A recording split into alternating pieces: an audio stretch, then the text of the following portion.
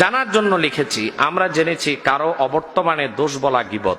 তো এখন থেকে বিভিন্ন মাহফিলে এক হুজুর আরেক হুজুরের দোষ বলে, এগুলো কি গীবত? এক হুজুর আরেক হুজুরের দোষ ধরে না, এক হুজুর আরেক হুজুর লেবাসধারীর দোষ ধরে। হুজুর যদি হুজুরের দোষ ধরে এটা গীবত এবং হারাম। কিন্তু হুজুর লেবাসে যারা মানুষের ইমান আকীদা নষ্ট করতেছে, মধুর সাথে বিষ মিলায়া ইমান নষ্ট করতেছে, তাদের দোষ ধরা। যেই বলছে পাইছি, আমার মনে হয় তুমি জি জি জি আচ্ছা বসো।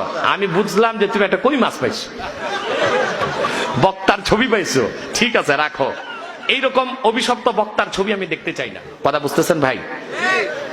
তো আপনার তাহলে ভালো করে বুঝেন, হুজুর হুজুরের দোষ ধরা কি গীবত, হারাম।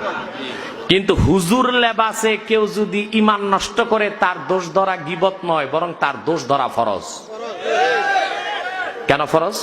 আল্লাহ রাসূলের হাদিস আছে, উসকুরুল ফাজের কাই ইয়াহজুরাহুন নাস। কাফের, ফাসেক, ফাজের তাদের ব্যাপারে মানুষকে সতর্ক করে দাও, যেন তাদের বদ আকীদা থেকে অন্য মানুষ বাঁচতে পারে। পাইছেন জবাব? গ্রামের সব মানুষের উপরে